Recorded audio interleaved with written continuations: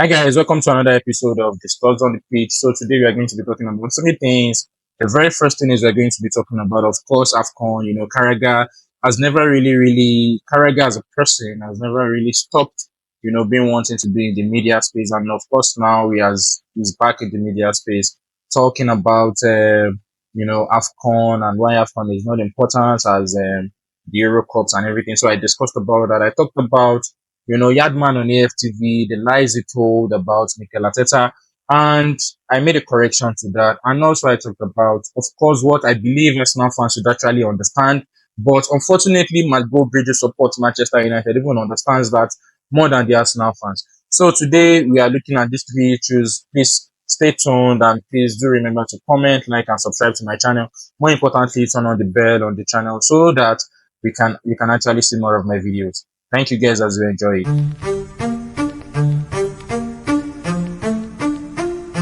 So, to get into the show, yesterday on Sky, just like the way they do, he was having a program where, he made mention of some things that actually did not sit well with me. I saw it on Twitter and I felt like that is a total disrespect to AFCON.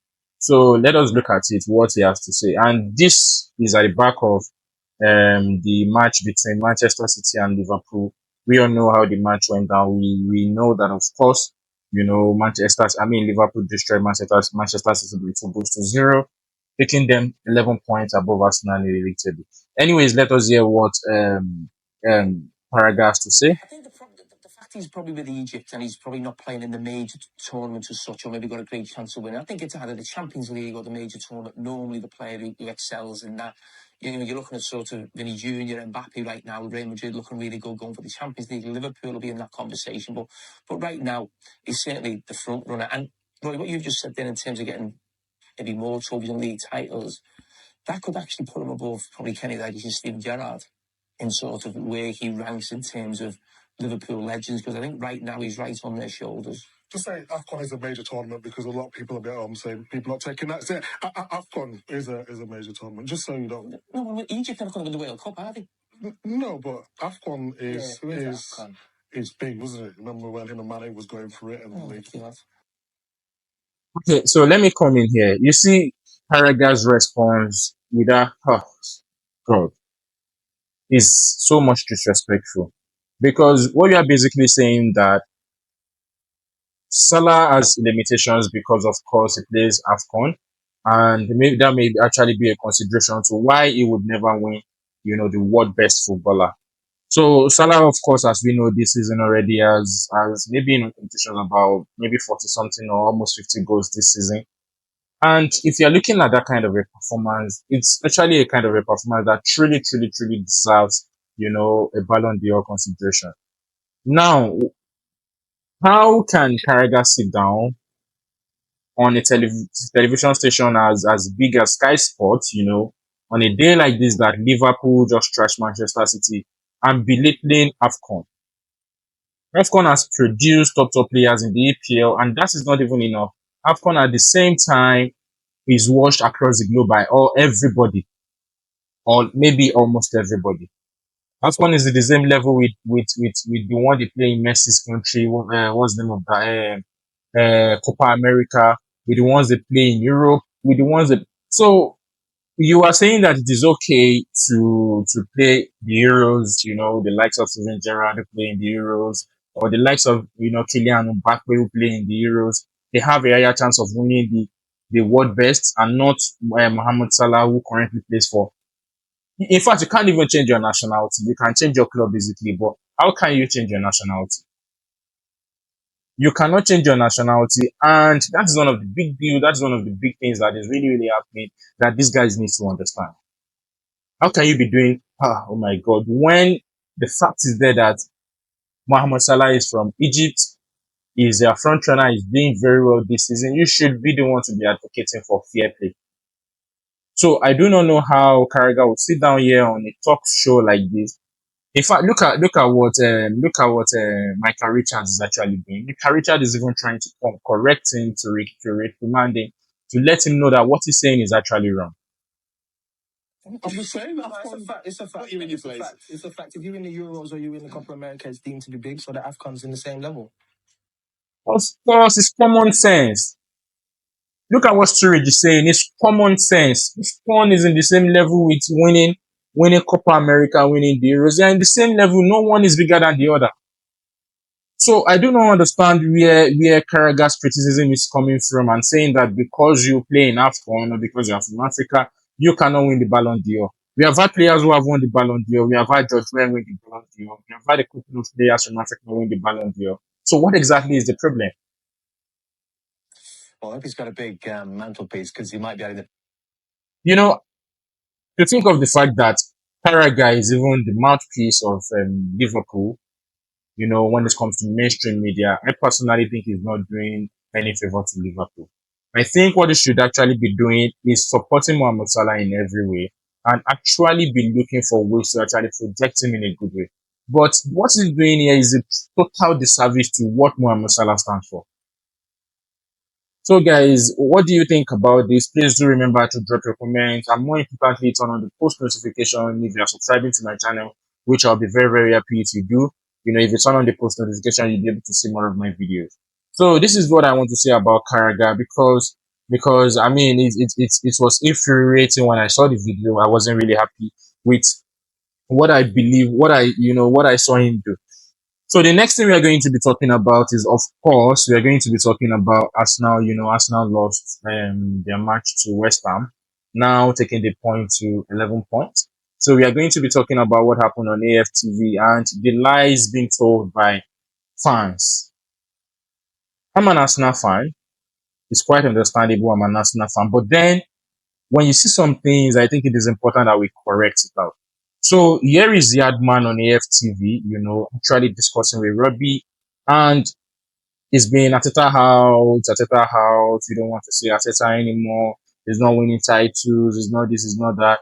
I'm not on that table.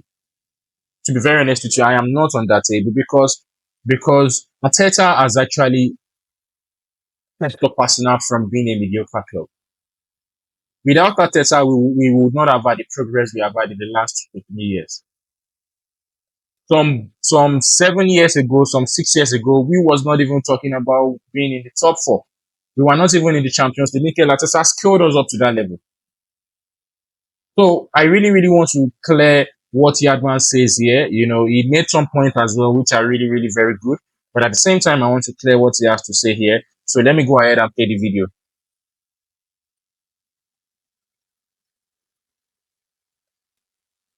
So there was a game the other day. No. What Mikel Arteta done for me to praise him? You tell me. Hold on. Una Emery take us to a final in Baku as much as all Chelsea annihilate us. Yeah. I don't care. He take us to a final. Yeah. Una Emery team take us to the semi-final in the FA Cup. Why Mikel Arteta win it? Yeah. But what I'm saying here, Una Emery got 21 game or 20-something game and beat no. Yeah. What is it that Mikel Arteta do for me to get up and praise him? Listen. No. But you want to praise that man that don't do nothing for my club?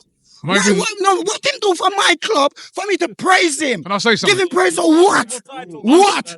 He's a rookie manager at best. A rookie. Graham Potter just outplay him. All right. West Ham? Come on, man. The point I was trying to make is the other day when he won 5-1 against City. 5-1. So let me quickly clear what Yardman has to say. Just in case if you miss it, let me try to go back to it. You know, I'll go back to it in a bit right now. When there was a win. So hold on. No. So there was a game the other day. No.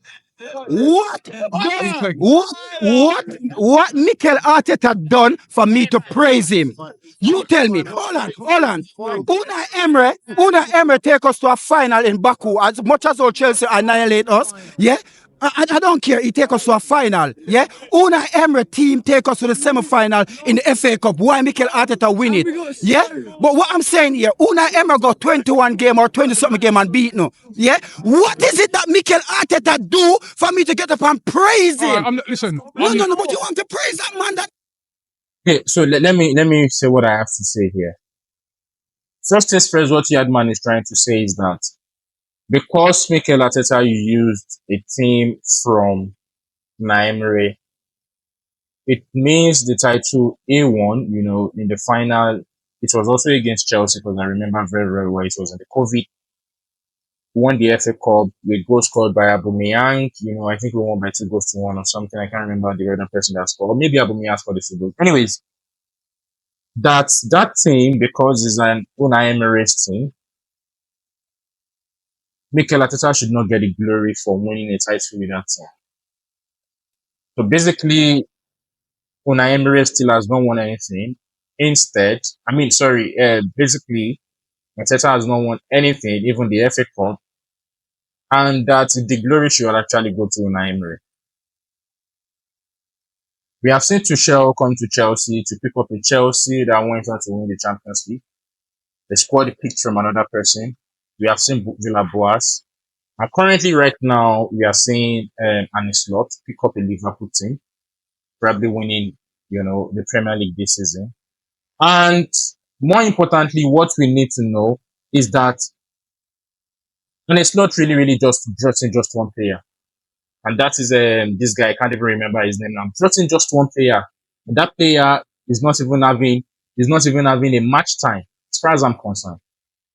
So are we now going to say that if Arne Slot to win the Premier League right now this season, we title it Club Premier League and say, okay, because Klopp owns the squad, is not Arne Slot's glory. But at the same time, we should do that for the likes of okay, let me use example of Manchester United, for example. Let me say Ruben Amorim is able to win maybe the FA Cup. Are we going to say because Ruben Amorim is using a squad that, existed from Ten Hag, we should call the FA Cup Ten Hag FA Cup? But what exactly is the narrative here? I understand the bias against Mikel Arteta. I understand the cry that, okay, maybe the manager needs to do one or two things to be able to put the team ahead. You understand what I'm saying? But calling him out and saying that Mikel Arteta is a total failure, I do not agree with that. This is something that we would never have been in this position. I mean, we would have been saying an entirely different thing if we do not have Mikel Arteta. So guys, Arsenal fans, what do you think about what I'm saying? Or just anybody, what do you think about what I'm saying? Please drop your comments in the comment section. Let us talk about this.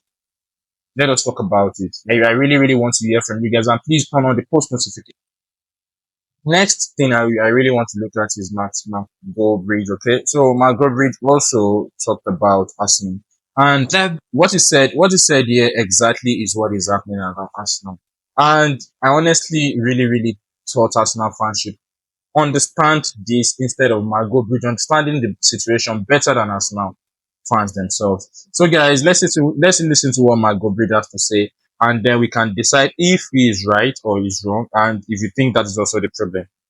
Very first opportunity to put a bit of pressure on Liverpool heading into a massive game against Man City where they've dropped points against Aston Villa and Everton and looked a little bit shaky against Wolves. Arsenal's job is just beat West Ham. They've not scored, they've lost, and they've had a man sent off. I said this last week against Leicester. I said if Leicester score first, I don't see a way back for Arsenal because they've got to score 2 goals then. And they just haven't got the firepower. And the interesting thing is, I'm sure the old Arteta, they will all be at it again. But I just don't see what Mikel Arteta can do any better. They haven't got an outlet. And I think, I'm just going to say it, the reason Arsenal aren't winning the league this year is because the ownership didn't buy a striker in January.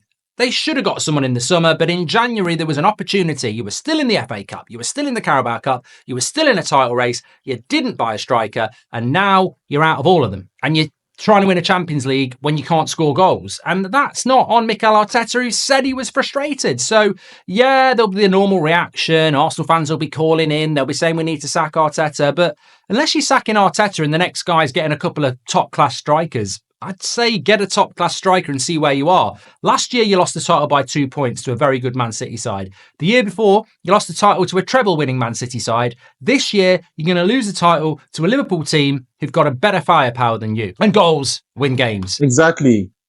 Exactly. So guys, what actually do you make of this video? Please remember to comment, like, and subscribe to my channel.